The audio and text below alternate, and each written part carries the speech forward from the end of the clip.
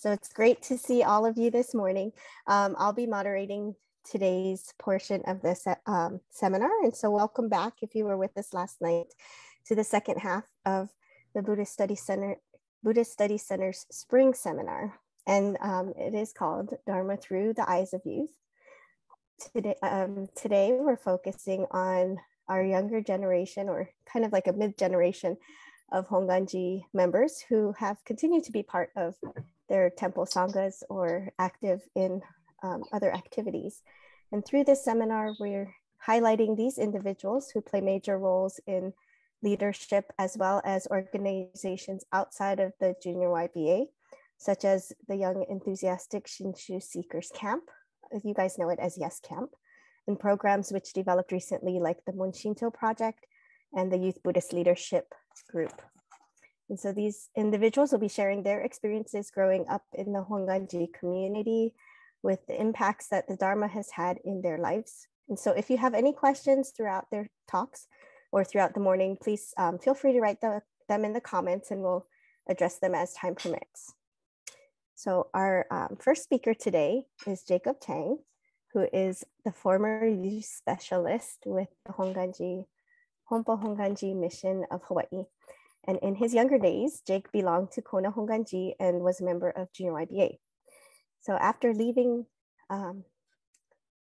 that role as the youth specialist with the Buddhist Study Center, Jake went to the University of Hawaii at Manoa as a bookstore manager, and he continued to volunteer at Yes Camps even after he left that position. And so currently, Jake is the manager of Campus Solutions within the bookstore at UH. So welcome, Jake. Hello. So one funny thing too about my department at Campus Solutions is I'm not sure how many of you guys received the meta, but for the last final maybe 2 or 3 years, actually, I've been printing the meta and helping Carrie guys get that disseminated to everybody. So that was us. Yay. Okay. So thank you, Aaron. So today what I wanted to do is talk a little bit about my experience as the former youth activity specialist, and kind of talk about what the youth program was and how I tried to shape it, and little benchmarks and goals I had for particular age ranges. I also want to talk about the different programs that we offered or was there during my tenure there. And then if there's time, maybe talk a little bit about the future of the position, whether or not we think it's necessary. And if so, then what does it look like? So before I begin, I wanted to talk a little bit more too about my own personal journey with the Hongwanji as a youth. I did not follow the typical path that you would expect someone to go through. I didn't go to Dharma school. I joined Junior YBA relatively late. So as a result of that, I didn't really hold any sort of office positions that was like really meaningful. I think the farthest or the best I could do was like my temple historian for whatever that was about. I didn't hold any district office positions. I didn't hold any fed or state level positions. I wasn't on the council to do the voting and all those other things. I was just a member. But I think that I gained a lot of fun experience within my short time there, that I continued to help the Kona Hongwanji Junior YBA do their fundraisers and other activities. One of our big fundraisers in Kona was that we would make mochi for the community and sell that. I think we make like over 1,000 pounds cooked rice or cooked mochi every year that we would be like selling to whoever wants to buy. But me continuing to be active then, I was then had the opportunity to participate in the first ever young adults retreat hosted by my predecessor and Ishizu Shiro. I think there was only like a very small handful of us that was there. Like I think maybe like 5 of us that actually attended that. But through that, I was able to continue a conversation with Anne, and I got the sense that she was getting ready to leave. And because she was leaving, she actually mentioned to me that, hey, I should apply before I graduate college. So I applied for the position and I got it. And that's kind of how I got into the role that I got into. So it's a little different. I didn't follow the expected child to adult path, and I think that kind of influenced the way that I approached my role as the youth activity specialist. Okay, so while I was I guess over the years I was there for like 7 years, and I kind of developed a little bit of a strategy of sorts, or I guess a spectrum of sorts of how I wanted to shape the youth program. So if you guys see this table here, I kind of broke everything down into like 3 basic groups, starting with like this elementary, middle school age range. I set up like my own internal Dharma goal in terms of what I want them to experience, and then it kind of progresses throughout the years. I also set up myself up with like, okay, these are the different activities that are offered there for this age range. And then I also then talked about other goals that I had for their experience that I wanted them to experience. I'll kind of walk through this really quickly, and then I'll kind of go back into each one in more detail. So in the elementary and middle school, I wanted them to basically just develop an awareness of the teachings. They don't need to necessarily get full-blown deep into the scriptures and whatnot, but just be aware of like the basic values of compassion and interdependence and the sort. And primarily for this age range, they would experience this through Dharma school, and then within Dharma school and the scouting program, there's this thing called the State Youth Religious Awards Program, or SIRAP. And then ultimately, I wanted them just to be able to enjoy the temple. In high school now, as they start to get a little bit older, I want them to then be able to start to apply some of these concepts and these teachings through community service, through discussions, and then also develop an awareness of themselves. As in high school, they're starting to think a lot more for themselves and start to develop their own set of values and, I guess a mindset that kind of drives them into adulthood. Through that, then there's programs such as the Junior YBA and the Yes Camp as a camper. And then one of the big benefits too in high school is you're starting to get involved with Junior YBA is that you can start to connect or develop a network with people of similar age or with your peers. And you can also then develop leadership skills through Junior YBA. Once they graduate high school, then I was trying to develop a young adult program. And with that, then it would be continuing the connections of the teachings to the self, and then to be able to then what you understand and to spread the teachings one way or another. Through the activities, there's things such as helping with Yes Camp. There's other, I guess, events such as the Young Adults Retreat, which I kind of revived, and now it evolved into the Young Buddhist Leader Seminar. And I think this once again had another evolution now into blanking out what the term is, but there's a new I guess lecture series that Carrie and Dwight guys are working with now.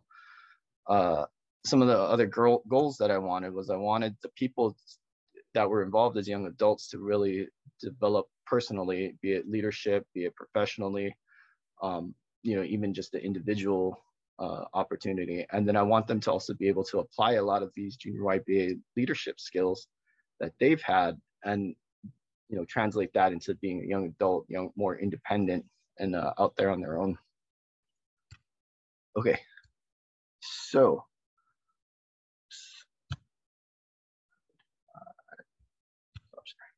cool. Oh, lost my notes. There we go. Okay, so starting with the Dharma school, when I started with the Dharma school, because I didn't attend Dharma school myself, I wasn't as hands-on, or I didn't get too involved with the Dharma school. I didn't have any kind of education background. My major was Japanese language with a minor in business. So I wasn't necessarily there on the front lines. I wasn't really a teacher of sorts. So I didn't necessarily feel as comfortable to try to like shake up and change Dharma school in any way, shape, or form. We had a very, I guess there was an organization there called the Dharma School Teachers Organization. I believe it still exists and they still meet. But a lot of the Dharma School Teachers Organization was ran by former educators, or former or current educators, I should say. A lot of teachers, a lot of people that have a strong education background. So as a result, I felt that there was a very strong curriculum that was kind of in the process of being developed basically for kindergarten through 12th grade, in terms of like, if you're going to Dharma school, these are your things that you wanted. I did help create a website to dump resources, share notes, share worksheets and whatever. I'm not sure where that website is or how to get to that anymore. But once upon a time, we had something to help other temples. Within the Dharma school, we had that State Youth Religious Awards Program, or SIRAP.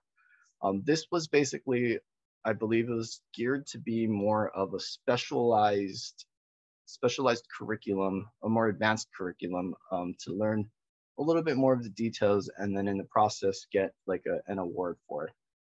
This program was also tied to the Scouting Awards. I believe it was called the Sangha Award, and doing like a similar thing along with community service, attending so many temple things, then they would get a badge for scouting.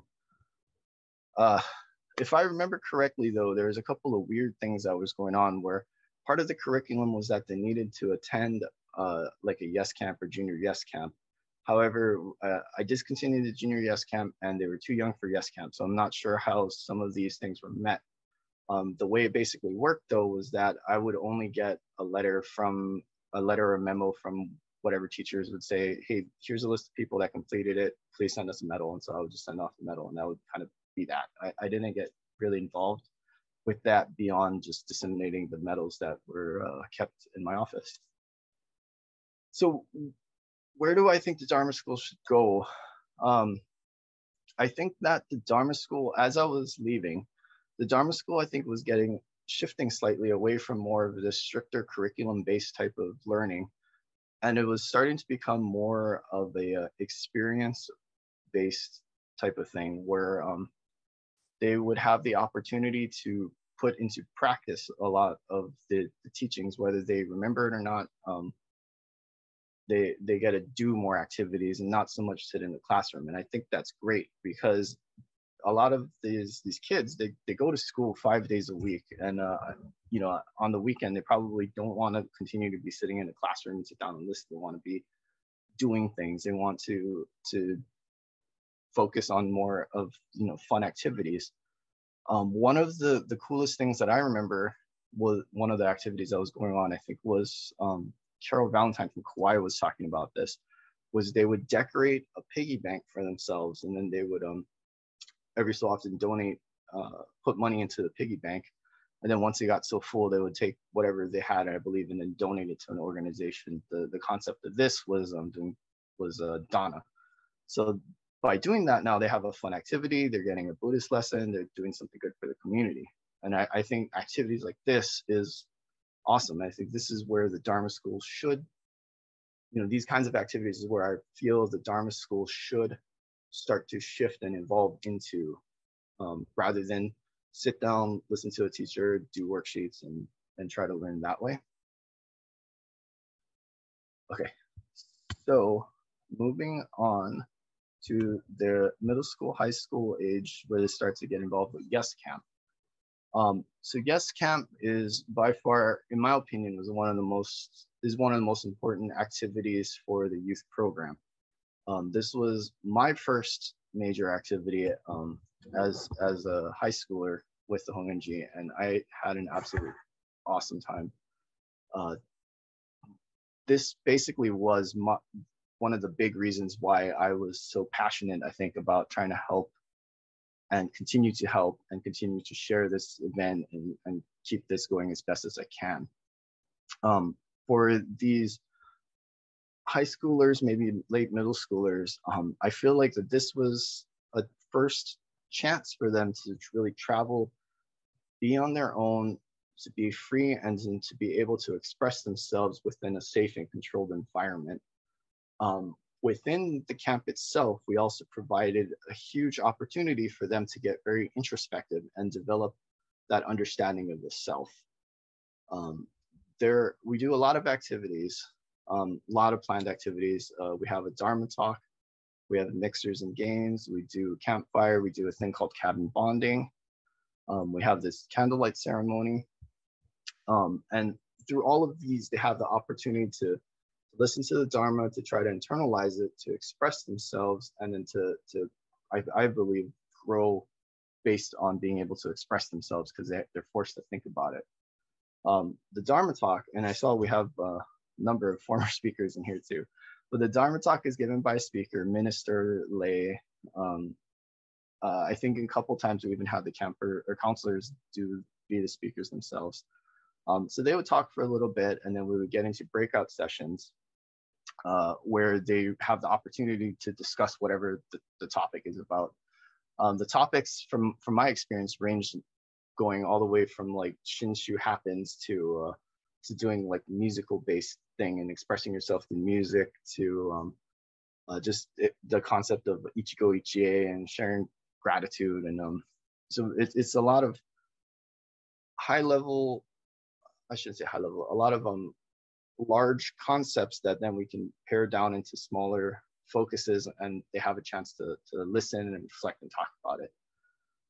The mixers and games are designed for them to start to get to know each other a lot better, to work as a team, to be comfortable with each other, to be able to express themselves in these sort of opportunities. There's a lot of group activities. It's a very goal-oriented thing. We do light competitions. Once in a while, I think there's like large camp-wide opportunities to work together as a group. We also do some community service within that. For example, one year we made a bunch of little nenju to send to Japan following the big earthquake and nuclear disaster up in Fukushima. And so I believe we got, I want to say 50 to 100 nenju sent up there that year. Let's see. The cabin bonding, I think, is one of the most important activities within the camp. And I think the last few years on doing the camps on Zoom, we were really missing this particular event. And so I don't think the camps had the same impact as they have in the past. So the way that this cabin bonding works is the campers are put into a very quiet and dark setting. There are very strict rules and guidelines to allow an individual to speak and reflect on questions that everyone takes turns in answering. The rules are basically, only the person holding the candle or the light source can talk. Respect everyone, whoever talks, to be able to listen attentively, and along those lines. Some of the questions that we had, it starts off as shallow, but I feel like it gets to be a lot deeper and more introspective. So we start off with asking questions such as, who is your hero and why? We asked them like, what is your proudest accomplishment? We then get deeper, like, what is one experience that you went through that made you stronger? Or what is one thing you feel holds you back from achieving your goals? And I think that as you get deeper into these things, a lot of them start to really reflect, and this gives them that big opportunity to self-reflect on themselves, onto the environment around them, until maybe gives them courage to be able to grow as an individual, one way or another. In the past, a lot of campers have really connected with each other through this experience, because this provides an opportunity to share themselves in a way that they may not share them otherwise, in like just a regular general conversation. And they may have shared experiences about certain things, about certain issues. At other levels, I mean, some of these campers felt comfortable enough to share that they were gay, that they were victims of abuse, to talk about other stresses of life and other things. And then because of this experience, then we can then encourage these participants to go seek help if it's needed, or develop a lifelong friendship, if you will, to continue to connect. Towards the end of the camp, so we do a dance, and after the dance we do this thing called the candlelight ceremony, where we give the co-chairs an opportunity to do a final reflection one way or another, to talk about one final chance to talk about the theme of the camp, and then to talk about what they've experienced, and then to kind of continue the warm and fuzzy feeling about, like, it, you know, how awesome it was spending time with each other, to talk about I guess how they themselves may have grown. I guess in some ways, because the camps have been getting smaller and smaller, the co-chairs, I guess, made it now a new tradition to allow all the campers then to speak and share their thoughts about their camp, about how they've grown, about how much they like each other, and so on and so on. Meanwhile, the entire time, everyone's linked arms to kind of feel that we're in one large group. Funny thing about that is that everyone's holding like an actual candle with like a flame and wax, so we always have to pay attention to make sure that no one burns each other, or they're not like dripping the wax all over the floor or something like that.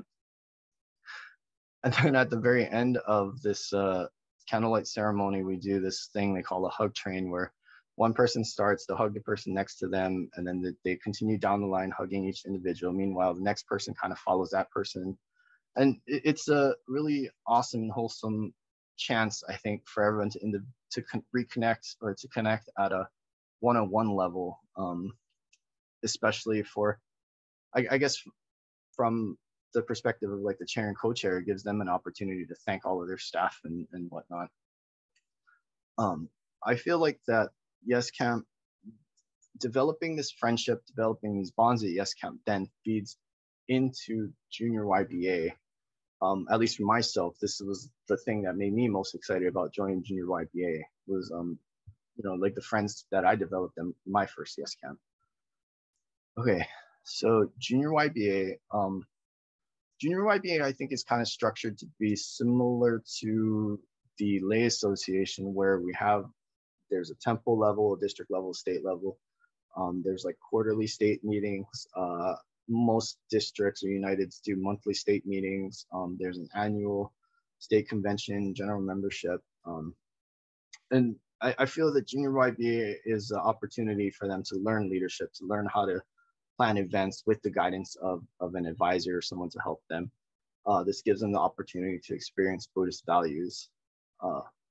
When I was Junior YBA, one of our big district events was that we would often go to a homeless shelter in Hilo and like give out food to anyone that comes by.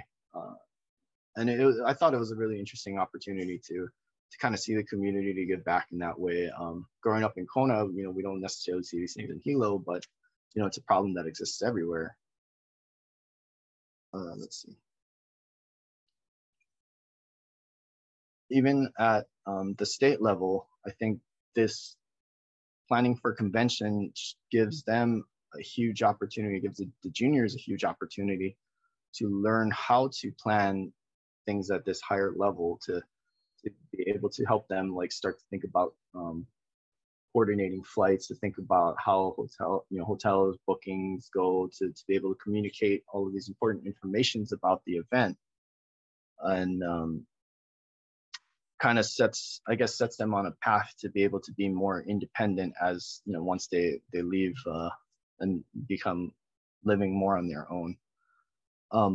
When I started there, I think there was a heavy emphasis that the children and youth activity specialist was the person that was in charge of the Junior YBA. But similar to the Dharma schools, I don't think that was the right approach. I think what I tried to do was I really wanted to get the advisors and the juniors themselves to take a more leadership role, with apologies to Joy, because Joy was and still is the advisor chair. And so thanks to her leadership and her help, I was able to shift a lot of the burden and focus from me being in charge to the advisors taking more ownership in the organization and the program. And I think that the Junior YBA as a whole, despite it being for the juniors, is definitely driven a lot by the advisors. So I guess what I think is the most important thing for the organization isn't so much resources to go bowling or to do camping or sleepovers at temples or whatever. What what the organization needs the most is advisor and volunteer help.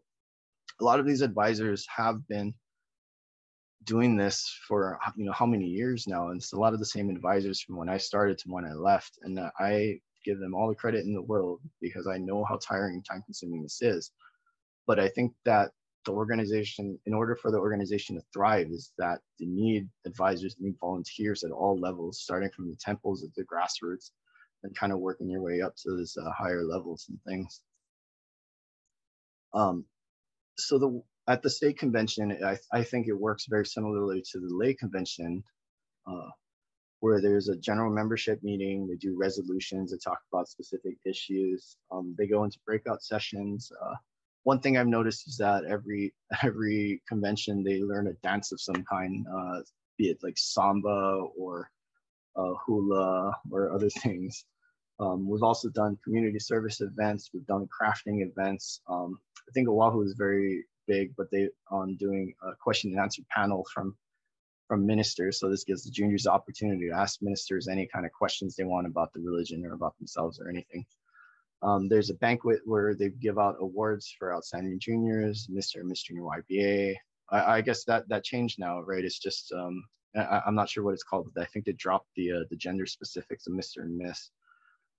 And a few other, they also do other awards, Best United and other things. There's a dance, they do election of next year's state officials so that they can kind of continue business. Once they graduate from junior YBA, there wasn't an organization to kind of continue their activity and participation outside of helping with Yes Camp. So during my tenure, I noticed that this big gap is where I felt that we were losing a lot of people, a lot of the core. So I did what I could to try to restart a young adult organization that we called the Buddhist Study Center Fellowship Club. And I remember having conversations with some of these members that restarted the group, because there's always like different iterations. But a lot of them felt really grateful that there was an opportunity for them to continue to participate with the temples. A lot of them do go off to colleges, move away from home, and they feel that there's nothing there to support them.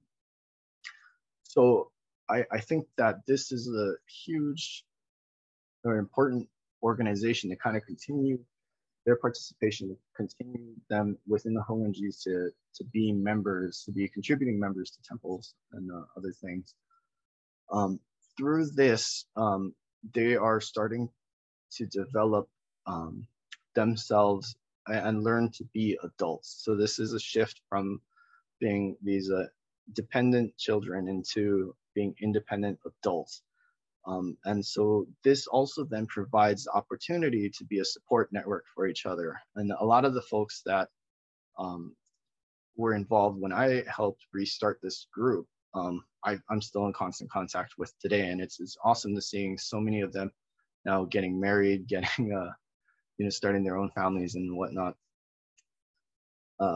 So within the Buddhist Study Center Fellowship Club, then we also had another group of people become the Yes Camp counselors. So this is, I consider this a separate activity because the experience that you have from being a camper to a counselor is very different. Being a counselor now, you have the opportunity, of course, to give back to the experience of the camp and continue to try to share your positive experience with it. But within that, I also use this as an opportunity to really develop a deeper leadership growth. And this was their big opportunity now to start to learn to plan activities without the advisor guidance. A lot of them you're on your own now. You are responsible for finding a bus.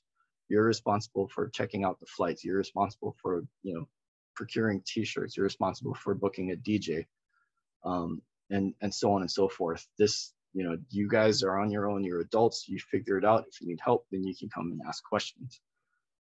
In addition to that, I think now they start to develop the concept of working as a team in a professional environment. And through that, then you start to understand how to work with your own personal strengths and weaknesses. You start to understand how to work with others' personal strengths and weaknesses, and it's wildly important to learn this to become to be professional adults in the working world. Okay, the Young Adults Retreat was the basic vision of the Young Adults Retreat. Now was a yes camp for adults. It was an opportunity to continue a lot of the same experiences within yes camp, but with a more mature audience, so that they can focus on themselves in different, I guess, in a little different ways, and continue their own personal growth. This event here, was the idea of this event was to develop themselves to develop membership for the Buddhist Study Center Fellowship Club, and to develop helpers for Yes Camp. And then, of course, now, I guess, through our COVID lockdowns and through, I guess, a void, or not a void, but I guess a transition in leadership, the Young Adults Retreat has become a Young Buddhist Leaders Seminar. And then now I think it's called the Can Do Seminar Series. So I'm not sure if the Young Buddhist Leaders Seminar is going to continue in this way, or if it's going to continue this Can Do Seminar Series, but that's a general evolution, and continue to engage the young adults. So where do we go from here? Is children and youth activity specialist needed? When I was leaving the organization, I felt that we were in a place where maybe it wasn't as necessary. As weird as that sounds, my position, I felt, wasn't as necessary to exist. We had a very strong group of advisors that were, doing a lot of things on their own in junior YBA. The Buddhist Study Center Fellowship Club was very strong as I was leaving, and there was a very good continual growth within the people and the helpers for camp. I think we're getting to a point where we had almost a 1-to-2 ratio of helpers to campers, or almost a 1-to-1 ratio in certain aspects. And so I thought that we developed a really strong pool of leaders to continue camp. But seeing how things are now, I feel that the position is needed. I feel that a lot of the young adult programs lost a lot of momentum. However, if we do continue the position, I feel that there needs to be a little bit of a balance between, well, for one, responsibilities and the power that was there. There was one particular convention, Junior YBA convention, where drugs and alcohol were present. And I guess there were decisions that were made without me about whether to keep those juniors around. And I think because it involved the host district, they decided to keep the participants around because they needed the volunteers and the people to actually continue to run the convention. However, I wasn't there for that discussion. I was left with the inebriated junior to make sure they weren't doing anything too off the wall or whatever. And so as a result of that, though, because they were around and because they continued to participate, I then had to go report to the board, and I didn't have a very strong sense of why did they get to stay. It's very clearly in our rules that if this happens, then they're supposed to be booted. So I think the conversation needs to be, is this position the person that's in charge of the organization, or are they just providing admin support? And I think that particular question needs to be focused on, I guess needs to be asked for each and every single activity. In my opinion, I think the elementary, middle school, high school age, the position should be served as like an admin support, and as they transition into young adulthood, then this person then becomes the person in charge to be the main advisor, because there aren't necessarily advisors for that age range. I feel that there are people out there that are very qualified for this. So if the position does continue, I think that there's a very good opportunity to engage and possibly hire these individuals to this position. But I don't want to, mention names, and just in case if they're not interested or anything like that. But yeah, so that is, I guess, the youth program as I saw it in a nutshell. That's what I wanted. That's how I tried to do things. Thank you all so much for your time. If you have questions, I don't know if we have time right now or if this is going to be later. Thank you so much, Jake. I think you did answer Reverend Al's question to a I didn't even see the chat. extent. But toward the end of your talk, because Reverend Al asked, do you think it's important to have a dedicated person full-time or part-time to coordinate youth programs? And I know we probably can focus a lot of time on just that discussion, but I believe Susan, that you kind of wrapped it up in the end. And Susan, that is the website. That's amazing that it's still active. Holy cow. Oh yes, and Susan posted the active website for that resources that you created, and I believe that they are still using it. So awesome. But thank you so much, Jake. And I do want to get to more questions, but due to time, we're going to move on to our next speaker. Our next speaker is Dwight Matsuo, and Dwight was a member of Mililani Hongwanji. I believe his family still are members. And during the time there, he attended Dharma School and Junior YBA and was very active in both organizations. He became the Junior YBA Federation treasurer and was chosen as Mr. Junior YBA. He attended the University of Hawaii at Manoa and graduated in mechanical engineering. And while attending UH, Dwight had joined the fellowship club that Jake just talked about. He attended Yes Camp and later became a Yes Camp counselor. And so in the last few years, he's been the Yes Camp co-chair in 2018, and he's continuing to hold that co-chair position. Soon he will be working for a mechanical contractor as a project engineer. So thank you. I'll let you take it away, Dwight. Thanks, Erin. Good morning, everybody. Just to let you know, I don't have a formal speech. I like to keep it casual.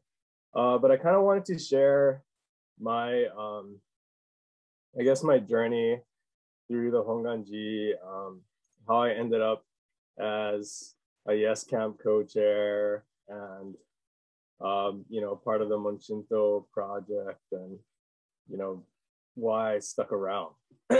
So when I started off at Mililani Hongwanji, my mom, typical, my mom would wake us up in the morning on Sunday and drag us to temple, and then we would go to Dharma school most of the time.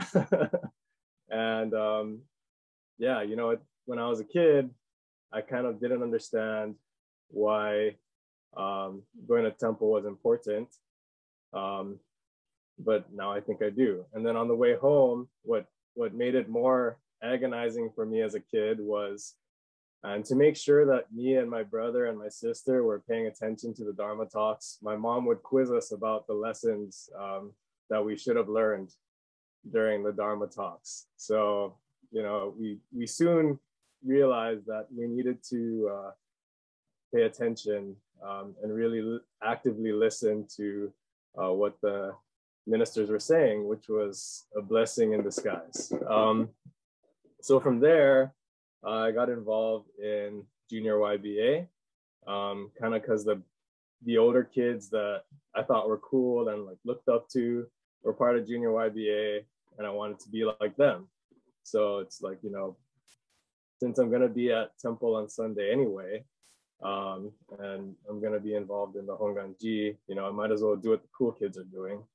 So I got involved with Junior YBA. Eventually, I had a great time, made a lot of friends. One highlight there for me was the conventions. It was really cool to be able to meet people from other islands and to be able to travel to other islands, and stay at, the Hilo Betsuin or stay at Kahului Hongwanji, and connect with all these people that I wouldn't have been able to meet otherwise. And kind of I still am friends with a lot of my junior YBA, the people I met through these conventions. And then eventually, as I became more invested, I became closer to my junior YBA friends, I started to hold leadership positions. I think I was a United vice president. That was a long time ago, so I can't really remember, but I know I was like the vice president of the United, and then I think I was and I know I was a federation treasurer. And that's kind of how I got to know and get closer to Jake, because he mentored me a lot. And Auntie Claire, Jake and Auntie Claire mentored me a lot as a treasurer on what to do. And then from there, I went to college, started, at UH Manoa, there aren't a lot of opportunities for parking. You either have to pay a lot of money to park at the structure every day, or you have to go and drive up past the chancellor's house up into, the wilderness of Manoa, and then hike all the way back down to class every day. But lo and behold, I think it was through a junior YBA convention, Jamie Itokazu did a presentation about the Buddhist Study Center. And they're like, hey, it's like right across the street, right next to that Japanese restaurant. And for just a little bit of community service and cleaning every week, you can park there for free. And that was golden for me. So I was like, of course, why wouldn't I do that? So I started parking at the BSC, I'd go and sweep the floors of the lecture hall and clean the bathrooms once a week. And then eventually Reverend Kevin came to be the director of the Buddhist Study Center.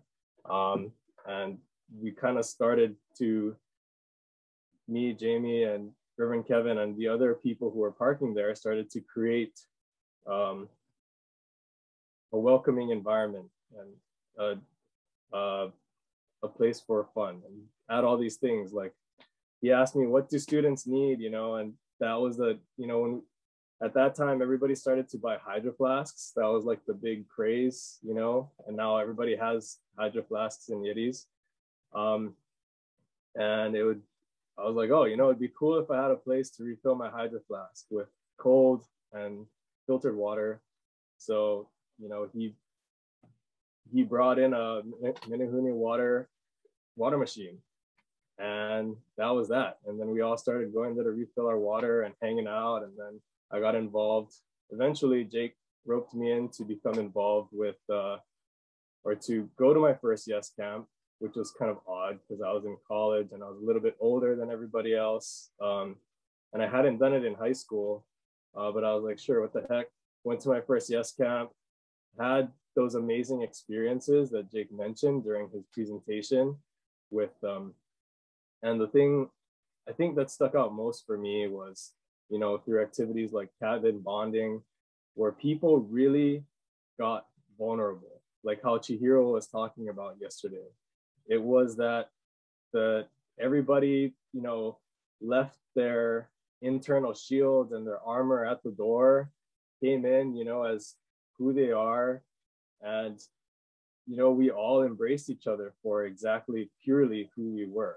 And nobody criticized each other. There was no judgment. Everyone was really supportive and positive. And we discussed real topics or, real challenges that we had in life, very candidly and very openly. And that blew me away. And even though I was a camper, I guess I was old enough, Jake invited me to the evaluation meeting and the post-meeting party afterwards, which is our typical, or not typical, but like it was a karaoke night with all the older people again that I looked up to and that I thought were cool, like Jake, Koshin Soga, Josh Burns, Wade Toyama, who's here today. But yeah, all these people that I looked up to and thought were cool, like now I was singing karaoke and partying with them. So I was like, oh, I kind of like this. And I felt like I was part of the in crowd, and that's what and then eventually he asked me to become a counselor. And that's what motivated me to be a counselor, because I saw that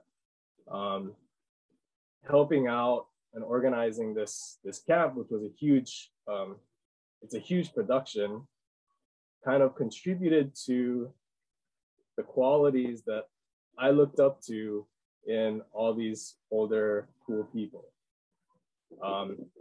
And that's how, and then, you know, from there, I was a counselor for at least many years, maybe 6 or 7 years, and then I became a co-chair. And I've been a co-chair for the past few years, and I'm actually stepping down, as I'm more of like a pseudo co-chair now. And then I'm passing on the torch to my co-chair, Christina, and one other person who I can't say yet, because it needs to be confirmed. But yeah, so through planning Yes Camp, what makes it really valuable for me is seeing the impact that it had on me translate, or, you know, be passed on to new campers. We had there are a lot of different moments throughout camp where I see, you know, some values like interdependence. Sometimes our games are pretty difficult, and I think it gets really frustrating for some of the campers. You know, and they're operating as teams, and when one person is really struggling, like whether it be like a really intensely physical task or something, the rest, I watch the rest of the team rally up behind them and encourage them, like say that they can do it, you know, kind of talk them through what next steps to take, and you just be that positive light for them. And for me, that's awesome. And then sitting in the cabin bonding with our campers, and, you know, seeing them get vulnerable too, and seeing how that helps them deal with the issues that they're going through, is inspiring to me. And then at the end of camp, I see a lot of changes, you know, from campers who are very introverted. You know, at lunch, they kind of sit by themselves.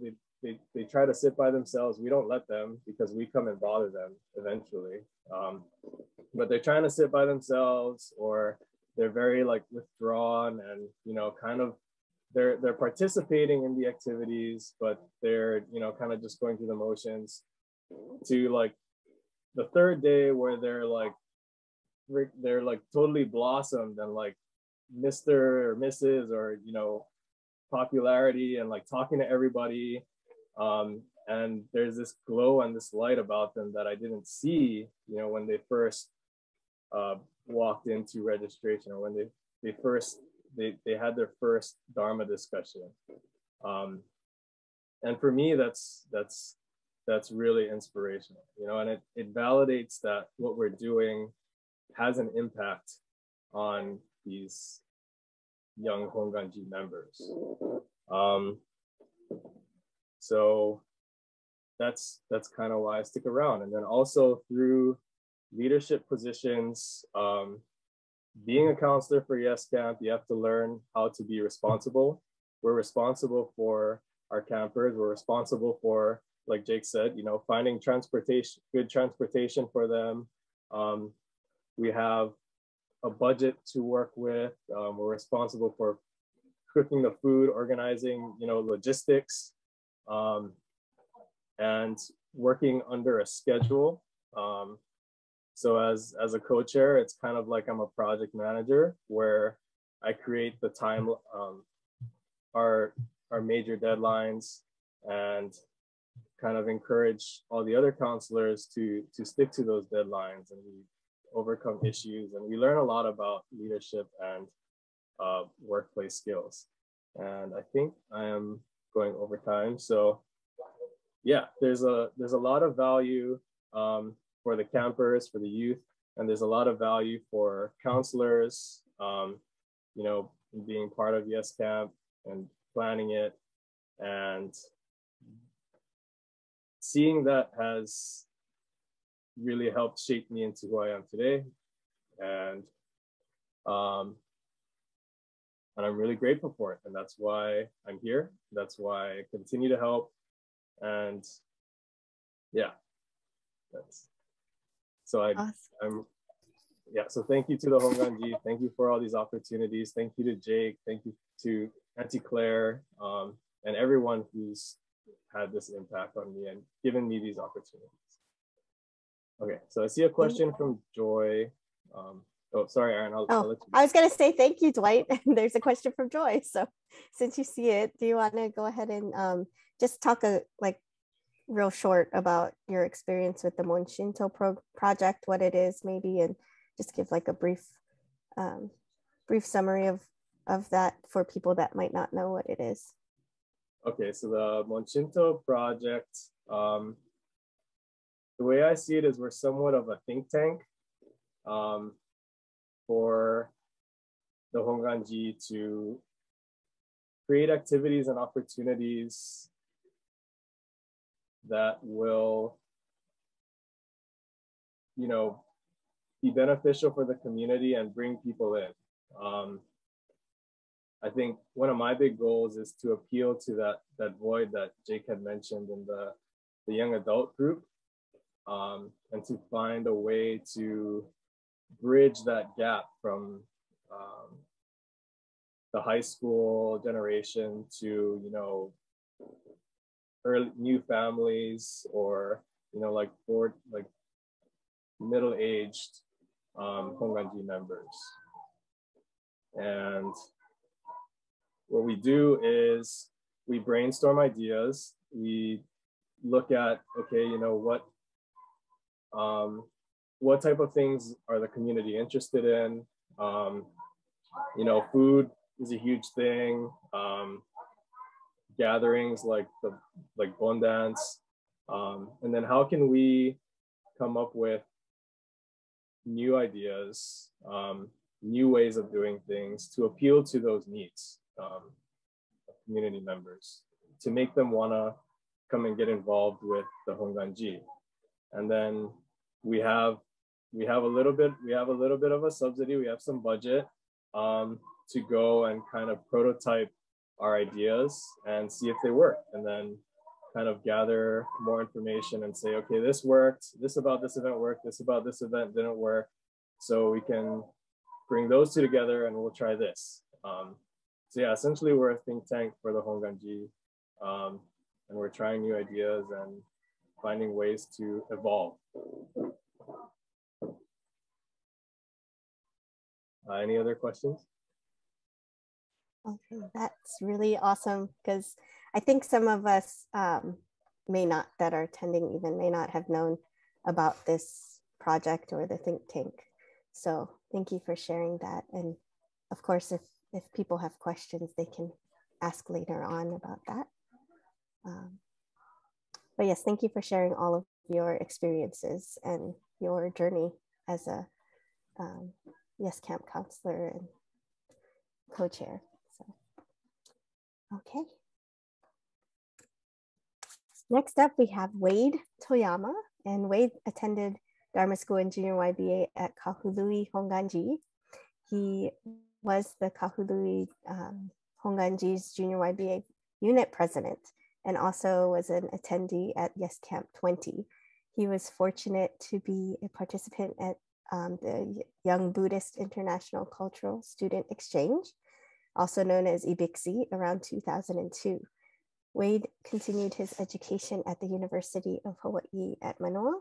And so while at UH, he was a member of the Buddhist Study Center Fellowship Club, and also their president for 2 years. He was a Yes Camp counselor for 3 to 4 years, and then also volunteered later on as staff. After graduating from UH in photo or digital video production, I know that he was still here for a little while. And in 2013, while working at Enterprise, Wade had an opportunity to move back to Maui and open enterprises outlet in Maui. So currently he is the president of Kahului Hongwanji, his home temple. So Wade. Thank you, Aaron.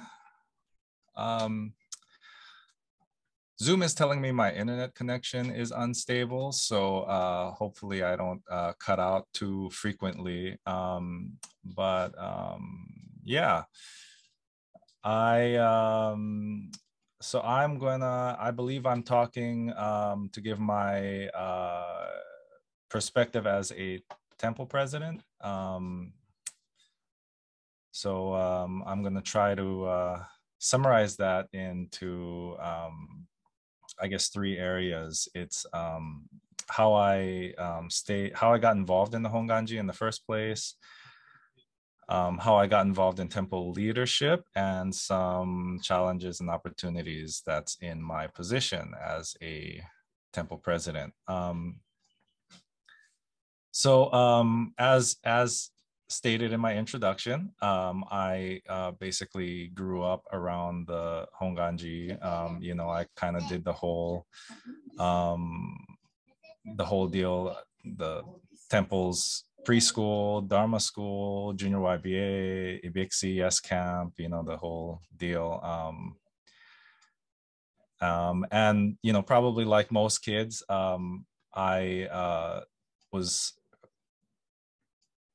told to go by my family, and so I went. I'm pretty sure my mom had to literally drag me out of bed on Sunday morning to go to church. It was I don't know, maybe fairly standard for people of my age, but you know, as I started to participate in more things like junior YBA, doing the you know, participating in the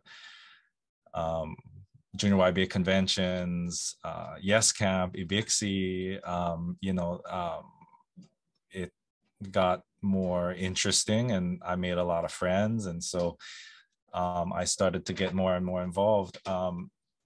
Then after high school, I decided to stay in Hawaii and attend UH Manoa, mostly out of laziness because I didn't want to apply for mainland colleges. And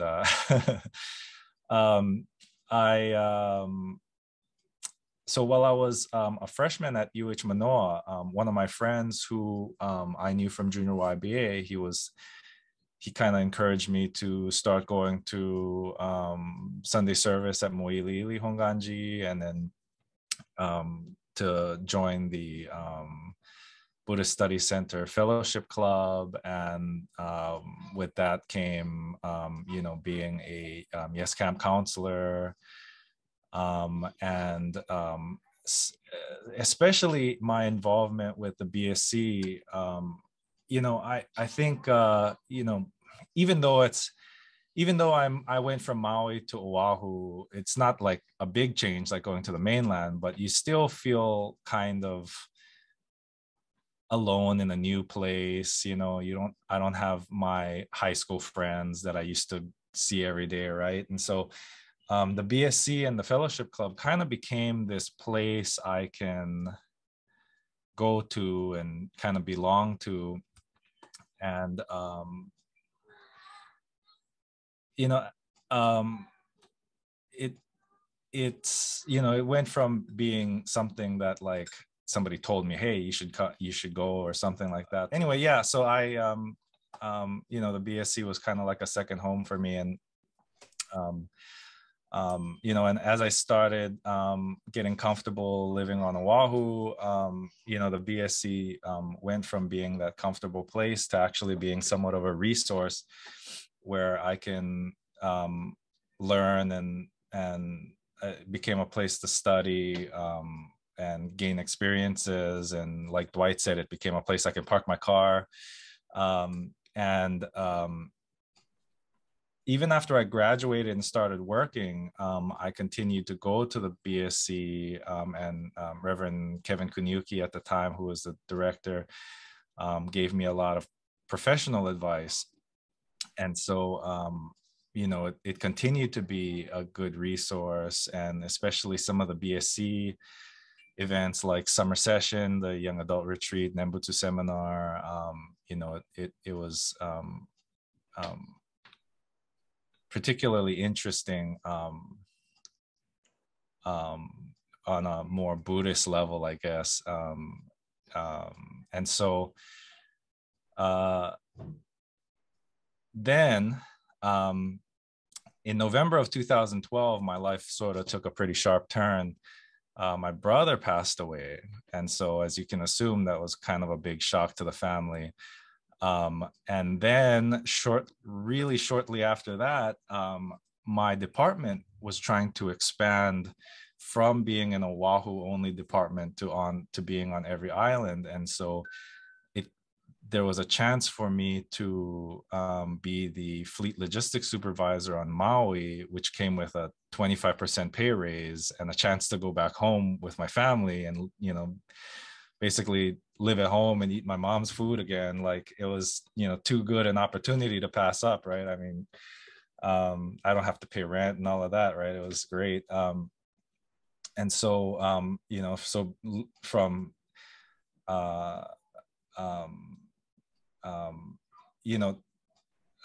so come March 2013, I'm moving back to Maui. And then mainly through my experiences with the Buddhist Study Center, and specifically being the president of the fellowship club for a couple of years, and a lot of the lessons I took from Reverend Kevin, I got motivated to become active in my home temple when I came back. And as many of you in the temple knows, that it's often hard to find help, and so it wasn't a challenge for me to be absorbed into the temple. I think shortly after I moved back to Maui, Wendy Wells, who was the Maui United Junior YBA advisor at the time, was stepping down to help take care of her parents. So I then stepped in to be the Maui United advisor, and very soon after that, I think somebody invited me to join the board, and so I joined the board. And I don't know if this is unique to Kahalui Hongwanji, but it's very hard to find somebody who wants to be president. In fact, I'm pretty sure at one point we had 3 vice presidents to compensate for not having a president. And so it wasn't hard for me to end up in like a more leadership position on the board. Although through the kindness of the board members, right? I mean, they kind of could tell that, I'm young, I'm in my career, I have 2 young children, and, and I have a often more than full-time job, spending, 55 hours a week at my office. They sort of discouraged me from like jumping into being president, right? But like, I kind of have this thinking of like, how hard can it be, right? Like just give it a shot. I was talked down from being president, and I became vice president, which was didn't last very long, because the president who they found somebody to be president, and that person resigned in 3 months. So I became acting president, and 4 years later, here I am on my final limited term. And so, it keeps going, I guess. In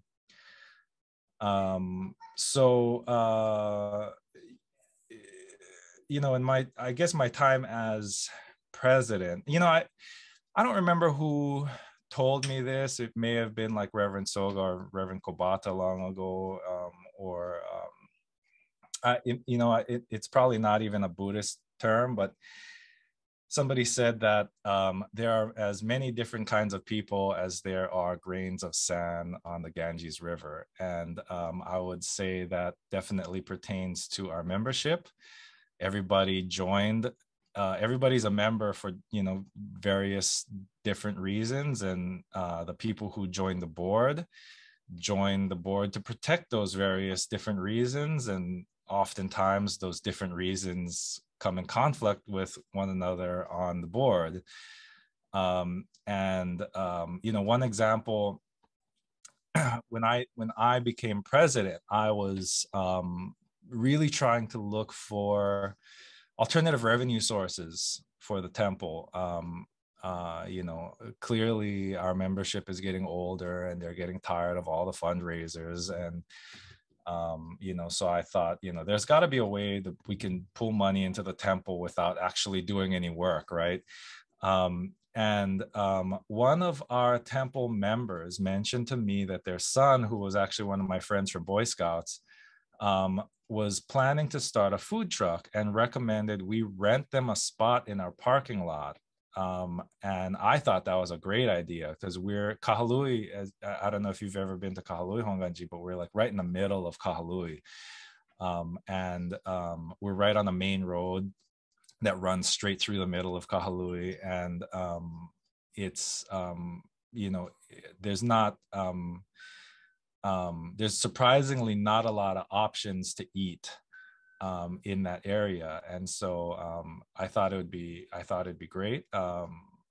But we even among our board members quickly had concerns about, you know, having the public come onto our temple grounds. And, you know, especially with regards to our preschool, they didn't feel comfortable with, you know, having a food truck and a preschool on the same property. And there was an debate about maybe putting a fence around the preschool, and the fence was going to cost us like $45,000, and then some people said it's going to look ugly and get in the way of our Bondan circle. And I mean, you know, I'm sure everybody who's in on the board or familiar with boards, right? There's always this kind of back and forth. And then, you know, finally after, you know, maybe 2 or 3 years of this going back and forth, and I told somebody, just go and like see what it takes to start the process. And then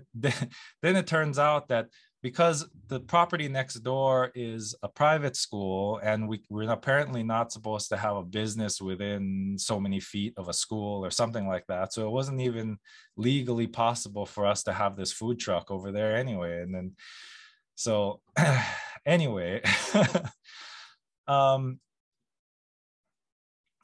you know, it's, that's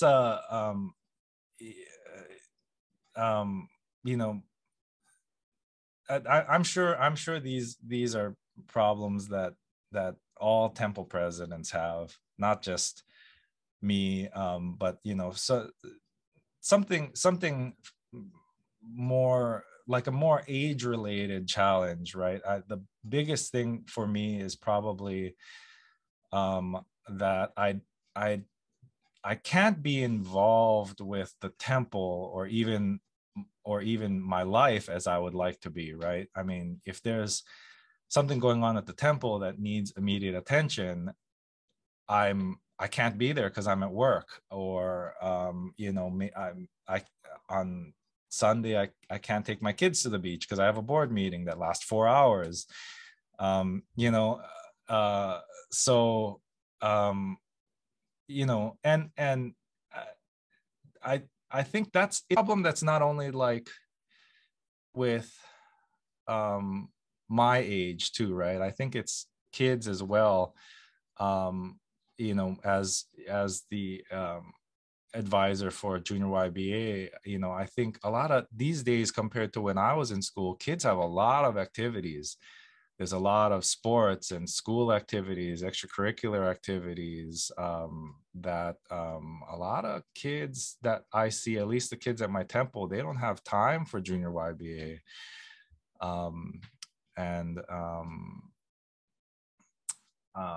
You know, but anyway, so, even though being a temple president sometimes might be annoying or even ridiculous, but it hasn't been bad. Being a president has afforded me a lot of opportunities that I don't think people my age gets exposed to. A lot of aspects of the community, and I get to meet a lot of people I wouldn't have met. And the experiences have taught me a lot and helped me to grow, and has benefited my life and career in a lot of ways. So I don't discourage people from trying to get into temple leadership. I just think, hopefully they should be aware and prepared of how much work it can be. I've had one of my friends, I don't know if you guys know Pukalani Supered, but it's a grocery store in my neighborhood, and her family owns the grocery store. She was on Oahu selling insurance, I think, and her family basically talked her into coming home and taking over the store. So I convinced her to join the board, and she didn't last 6 months, I think. But I mean, she's also now trying to run a store, right? And so she doesn't have a lot of time with the church. So it makes sense, but it's I think it's not something a lot of people my age can do. Anyway, that basically wraps it up. If you have specific questions or concerns, feel free to let me know. That's awesome. Thank you, Wade. I haven't ever been a president, but I know it's hard work. And so there was a question that actually came up. You kind of touched on it a little bit, but do you feel discouraged or encouraged after your terms being the president to remain in leadership? Like, would you continue other leadership positions after this term? Yeah, I mean, I don't foresee myself leaving the board. In fact, there is already a discussion to get rid of our term limit. So there's a potential that I'll be stuck in as a temple president for, I don't know, the next 30 years or 40 years, but I hope not. But having a term encourages other people to join the board. But again, like I said, the problem is that Kahului, there's not a lot of people who want to be our president or join the board. So yeah, we'll see. Our board currently has 4 vacancies, and some of these are executive positions. We don't have a vice president. We don't have a secretary. No, we definitely understand, and so I know that probably moving forward, the organization would probably look at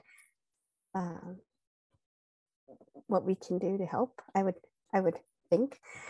So thank you so much for sharing your experiences. And I just apologize. My headset cut out earlier, which is like why my volume was coming in and out. So hopefully everybody can still hear me.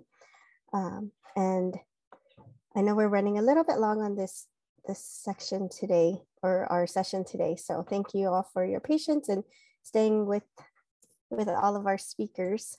And moving on to our last speaker, we have Wayne Yoshioka, and Wayne grew up in Hawaii. So a lot of you guys know him. He attended Iolani School in a Christian-based environment. It wasn't until he began working in Denver where he began to attend the Denver Buddhist Temple. And so after returning to Hawaii, he and his wife Jovi became members of the Hawaii Betsuin, where they are involved in Dharma School and Taiko. Wayne is also a mentor for capstone engineering classes at the University of Hawaii at Manoa. And under Mayors Mufi Hanneman and Peter Carlisle, Wayne was appointed the head of the Department of Transportation Services. However, now he is currently an engineer with AECOM, a global multidisciplinary firm. So Wayne will be talking with us as some of his experiences coming into temple leadership or activities later in life, not as a youth, but as an adult. So thank you. Blaine? Thank you, Erin. I thought when I first saw the list of speakers, I was wondering, what am I doing on this panel? You have all these high school kids and you have young adults, and even Wade is way younger than I am. So I was thinking, what is this old futt doing on the panel? But I've been asked to speak on two things. One of them was becoming a Buddhist, not growing up as a Buddhist, but becoming one later on in life. And the other one was Dharma school. And so, Dharma school, I think one of the things I've gleaned from a lot of the things that both the high school students have said and the young adults have said is that, right now, a lot of Dharma schools try to go K through 12. But I think based on my experience, because I used to teach I've taught 4th, 5th grade and also high school and as a Dharma school teacher. And my experience is that, especially nowadays, as Wade said, kids are really busy. They have a lot of activities.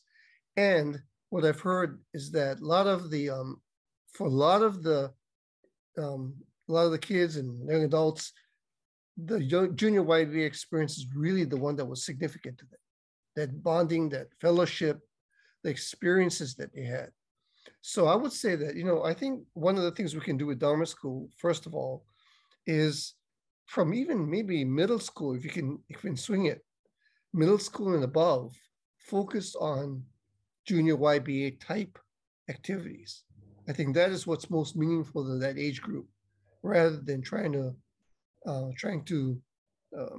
sit in the classroom with a teacher. Even though it's experience-based, I think it's being with your peers is more important for that age group. For the younger ones, we are moving in the direction of more experience-based rather than curriculum. And I think that's been very, very effective in getting the kids more engaged, because I don't think they want to sit there and listen to someone drone on about the religion. They want to hear examples that they can actually work with.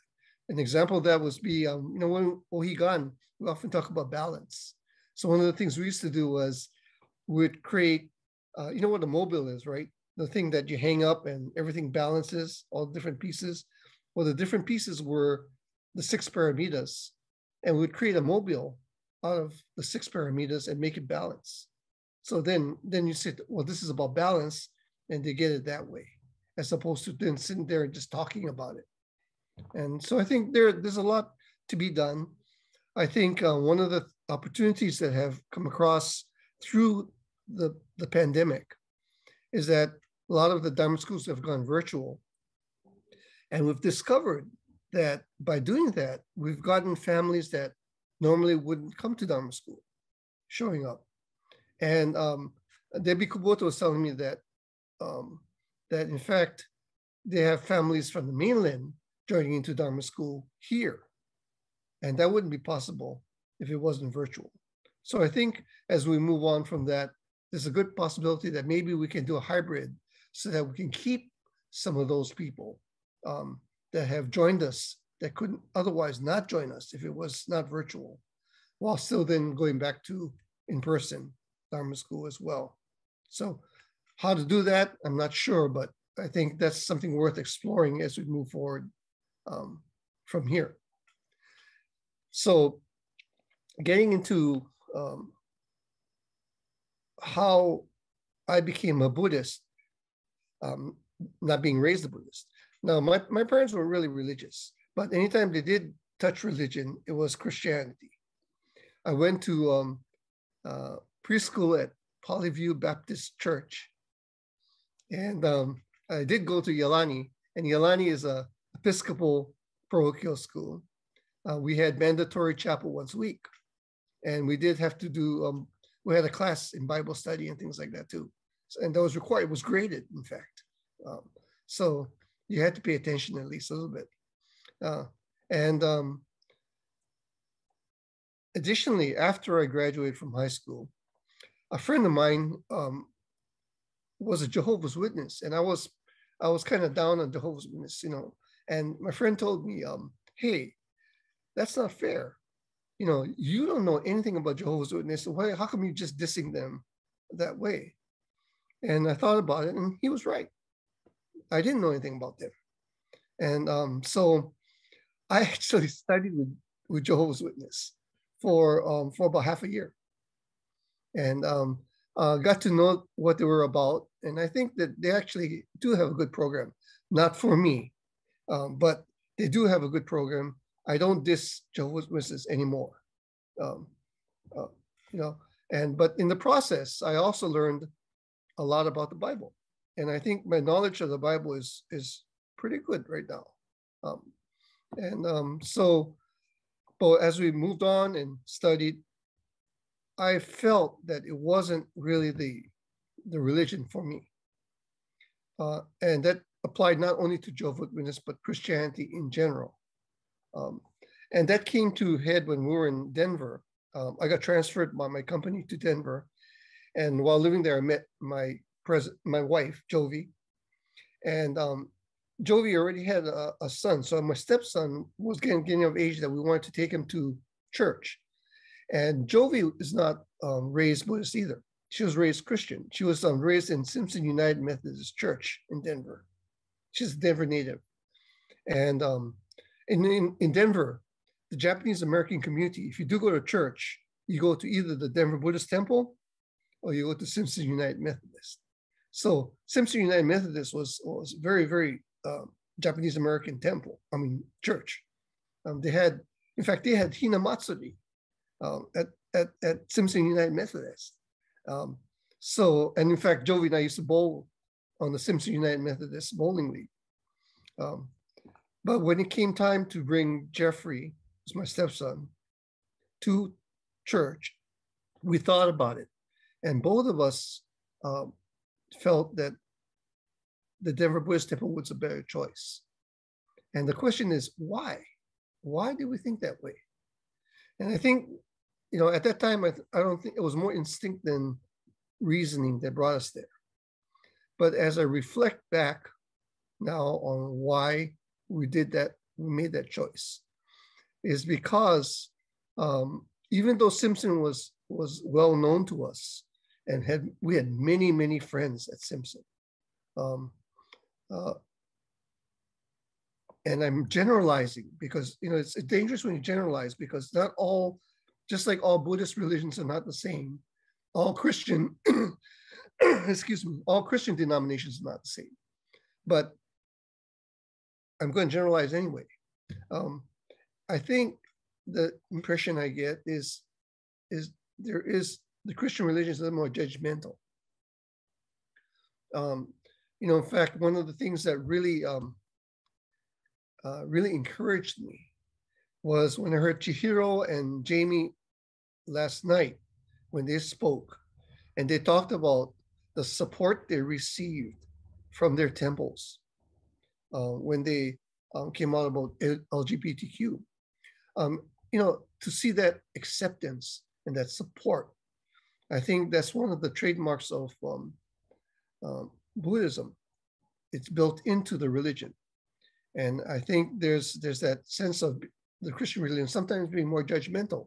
They may say, you know, the love is unconditional, but then the next sentence is, but if you don't believe it, you can go to hell, right? I mean, so there's that but in there.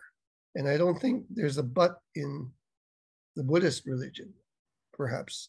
And I think that's what when we're making that choice, should we go to Simpson or should we go to Denver's Buddhist Temple? That weighed in. Now, I didn't go through that analysis when we made that decision. That comes from reflection on why, but I think instinctively, we kind of felt that. And that's what led to the decision to go to the Denver Buddhist Temple. And that, of course, then led on to other things. We got married at the Denver Buddhist Temple. And of course, I was fairly active with the board at the Denver Buddhist Temple, came back to Hawaii, moved back to Hawaii, and started at the Betsuin, primarily, you know, we live in Hawaii Kai, And I thought, well, the logical temple would have been Mo'ilili Hongwanji because it was closer. But we went to the Betsuin primarily because it was bigger. And we thought we could get lost and not we just could attend and nobody would notice us. And then we wouldn't get so involved. That didn't quite work, but at any rate, that's the reason why we're at the Betsuin. And of course, once at the Betsuin, we did get involved. And so both my wife Jovi is actually the Dharma school supervisor, and pre-COVID, I was still teaching Dharma school. My wife is also the sensei for the Dharma school Taiko group. So Chihiro, if you ever want to come jam with us, you're welcome. I also play the fue in the Taiko group, so we can maybe play fue together as well. And I'm also very active on the board. I'm the first vice president on the Betsuin board, and I'm also the chair of the Hongwanji Mission School Board. So going to Betsuin didn't work in terms of being unnoticed and blending in. And I think it has more to do with my personality than anything else. But I think the key things about Buddhism and what we have to offer, perhaps, and what we have as an attractive part is our ability to have a very accepting nature. And I think now, especially with you see the polarization in the communities, we have a lot to offer in that regard. And I think people are looking for that. I think they just don't know how to access us because of some of the misconceptions. When you talk about Buddhism, a lot of people picture the Dalai Lama, and I think that we need to get an impression of what other forms, especially Jodo Shinshu, have to offer in terms of a very accepting and unconditional type of love that Buddhism has. So I think we need to get that message out. And I think if we do, just as Jovi and I instinctively selected the Denver Buddhist Temple over Simpson United Methodists, again, both places we had lots of friends. So it wasn't a social thing because we had friends at both places. But what instinctively brought us to Buddhism, I believe, is that feeling of that unconditional acceptance. And I think that's one of the things that we can perhaps emphasize as we move forward. So I'll leave it there because I know that you probably want some time for question and answer, huh, Aaron? So I'll leave it right there.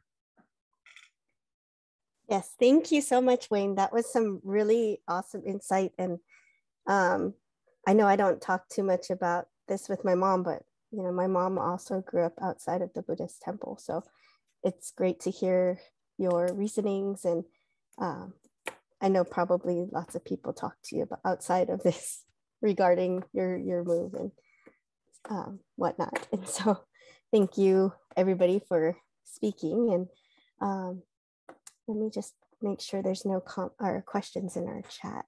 So there's quite a few comments though. So I'll let you folks read the comments. All right, I did want to ask one question, I guess a generic question to any of you four speakers. Because I guess it can be directed to anybody. But Terry Jean earlier had asked, how can the Honpa organization help new temple officers? And I guess throughout your guys' experience, what do you see that can be helpful to new temple officers or people that might not have, been quite as involved on their boards? So. Shall I take that one? Okay, wait, you can take that one. Something I noticed with like our board, for example, I think having some kind of board training or leadership training facilitator training, or, you know, I mean, I think specifically if like, so if we were to have some kind of board training, it's been on my, it's on my to-do list for my own board. I've been trying to, you know, like, for example, knowing what our bylaws are, or what's the Hongwanji's mission statement, right? Like, our board members don't know what that is, and you know, so sometimes a lot of these conflicts, right, can be addressed by saying, hey, does that follow our Hongwanji's mission statement, right? You know, or you know, it kind of, you know, it gives us all a direction that we're trying to work towards, right? I think you know, people often, you know, like I said, they come on the board for their own reasons, right? They want to protect one aspect of the temple, but it, you know, doesn't necessarily help the overall goal. But you know, I think some kind of leadership training, board training, Robert's Rules of Order, that's a good one. People don't know that. That's, people need to know that. I agree. But I think I know that we learned our Robert's Rules of Training in junior YBA. So thank you to Claire and Joy for trying to keep that instilled in our juniors as we have our meetings regularly. Another question, I guess I'll direct this one to Jake or Dwight. You know, both talked about the development of youth connections with each other, and through those different activities and camps and stuff like that. But how can we encourage, or how do you see that we can encourage that generation to connect with our older members? You know, not necessarily in temple services, because a lot of youth probably don't come back to temple right away. It's later in their adult years, but how can we encourage that connection? Go for it, Dwight.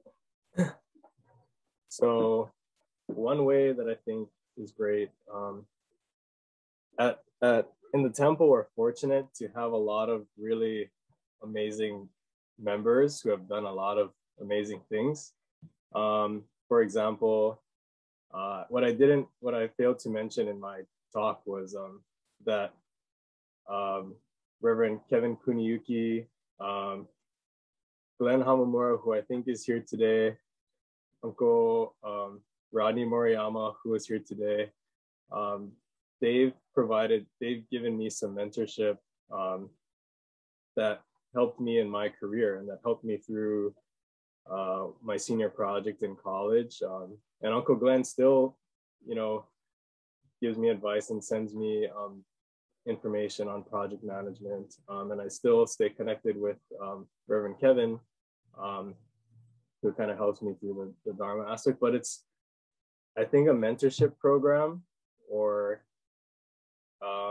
one of the projects I'm working on right now, which is currently called the Can Do Seminar, but we're gonna kind of evolve it a little bit and change it. But it's I think sharing, you know, more experienced and wise temple members sharing their wisdom with the younger generations would be mutually beneficial, you know.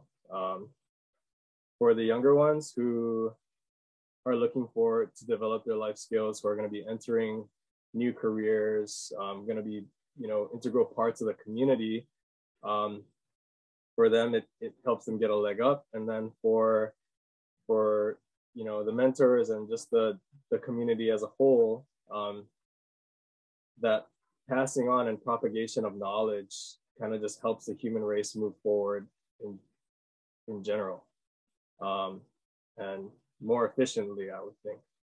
So I think, yeah, that mentor, you know, that mentorship relationship would be a good way to bridge the gap. I think in addition to that, in my opinion, I think that you need to give them a space to be able to express themselves. I wasn't able to attend last night, but I mean, you guys heard how insightful some of these juniors were last night, and I don't think that's unusual to a lot of them within this generation. And I think that maybe it's a Japanese American thing or a Japanese thing, but a lot of it was you always respect your elders. Elders always talk to, tell the younger folks what to do and whatnot. But I think that the conversation needs to be open in both directions, and it needs to be, you need to give them the space to be able to share and express themselves openly. One, I guess, a specific example that we've all experienced one way or another is temple kitchen bosses. You're helping at a Bon dance. You have the people that very much so run the kitchen, and they have a very specific way they want to do it.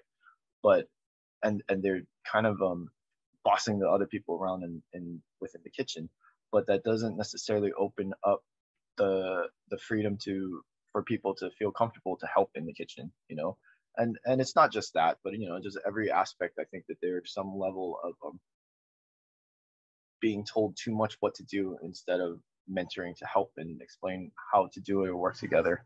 Yeah, grill masters. Yeah. So one thing I did try to do was I tried to create a panel of youth very similar to this format where you have, I think I had 3 folks from PBA, 3 folks from junior YBA be on a panel and answer questions, anything, Q&A, talk about their experience being in PBA, talk about their experience being in the youth program, and answer questions related to that. It wasn't well attended, but I think that having forums similar to this at state level, temple level, or whatever, I think is huge. It's a huge opportunity.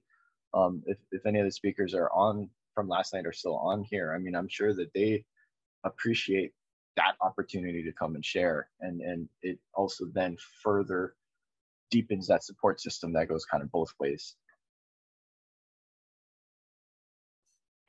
Oh, that was awesome. I love those answers, and hopefully not just the people here, but hopefully we'll be able to go out and to share these ideas with people that weren't here this weekend. So does anybody else have any questions? I didn't get any other questions. So thank you everybody for sharing and for your presence here today. Definitely without all of the participants, we wouldn't be able to have a successful seminar like this. So thank you. And before we close, I just wanted to invite Bishop Eric Matsumoto to speak for a minute and share your final thoughts of this weekend seminar, Dharma Through the Eyes of Youth. Bishop. Oh, thank you, Aaron. Today, to begin my closing comments, I'd like to, in recognition of our young and youthful speakers at our first BSC Spring Seminar, I'd like to share Thomas Byram's translation of a saying from the Dhammapada. However young, the seeker who sets up upon the way shines bright over the world. Like the moon, come out from behind the clouds, shine. Of course, this saying is not limited to the young and applies to all, but to me, this particular translation provides strong encouragement, especially for the youth. In a similar way, I found in our own Shin Buddhist tradition, or Jodo Shinshu, we find Shinran Shonin saying in his major work about Shinjin. He says, in reflecting on the ocean of Shinjin, I realized that there is no discrimination between noble and humble, or black-robed monks or white-clothed laity, no differentiation between man and woman, old and young. And I'm going to omit a part. But it is simply Shinjin, the Buddha-endowed mind of true and trusting gifted to us, that is inconceivable, inexplicable, and indescribable. It is like the medicine that eradicates all poisons. The medicine of the Tathagata's vow destroys the poisons of our small wisdom and foolishness. For myself, one of the distinguishing features which really struck me as I began looking at the Buddhist tradition is the equality it speaks of and the non-discriminating aspects of the Buddha Dharma, in contrast to what abounds in samsara. Thus, it was very eye-opening for me and to experience, to come across a religion that spoke of equality and inclusivity, as does Buddhism, as I think many of our speakers alluded to as well. The apex of which to me is Jodo Shinshu, which includes, or even more than that, especially reaches out to the Bonbu, or spiritual foolish being, promising the same enlightenment as Amida Buddhas. Let's reflect on the two kinds of deep mind, but how much more inclusive and equal can things be is my conclusion, and I hope yours too. No wonder the joy and gratitude of the Nembutsu Sangha is so deep and profound. Herein lies the importance of the Sangha expressing our joy and gratitude and living with the Dharma as our guide. As I reflect on the comments of our presenters, so many of them pointed to the Sangha. Please know that although there are three treasures, the Buddha, the Dharma, and the Sangha, they're actually one. Each has their distinctive feature, role, and function. But yes, they are deeply related and connected. As I've often shared, if there was no Buddha, we would not know of the Dharma. If we don't know the Dharma, there would be no Sangha who follows the Dharma as shared by the Buddha. If there is no Sangha, there is no need to know the Dharma. If there's no need to know Dharma, there's no need for a Buddha to explain the Dharma to the Sangha. Got it? No, I'm half joking, but I'm half serious. But what I do see occurring, though, for many people, including our young speakers, is that they are experiencing the Buddha Dharma through the Sangha. The Sangha is perhaps the most tangible way for many people to experience the Buddha Dharma. However, the Dharma is found everywhere, and the ultimate source of inspiration are the Buddhas. As I reflect, though, on the growth of our Hongwanji Sangha in the past, what drew people to it? I think it is the equality, the inclusivity emphasized by Jodo Shinshu, but also exhibited by Jodo Shin followers, starting with Shinran Shonin and Renyo Shonin. As our youth speakers also pointed out, people of any age are looking for a place to belong, a place where they are accepted, respected, appreciated, and feel welcomed and safe. Again, I may sound like a broken record, but it is essential for us at the Hongwanji Sangha to be, even more Dharma-centered, freely exhibiting also our joy of the Buddha Dharma. Let people hear it, feel it, see it. I think that's so important. Many times I think we hesitate too much. The main purpose of the Sangha is to support one another in, generally speaking, and especially in the area of understanding the Dharma and also sharing the Dharma with others. Today, let's keep in mind our Hongwanji or Hawaii Kyodan mission statement, to share the living teachings of Jodo Shinshu Buddhism, so all beings may enjoy lives of harmony, peace, and gratitude.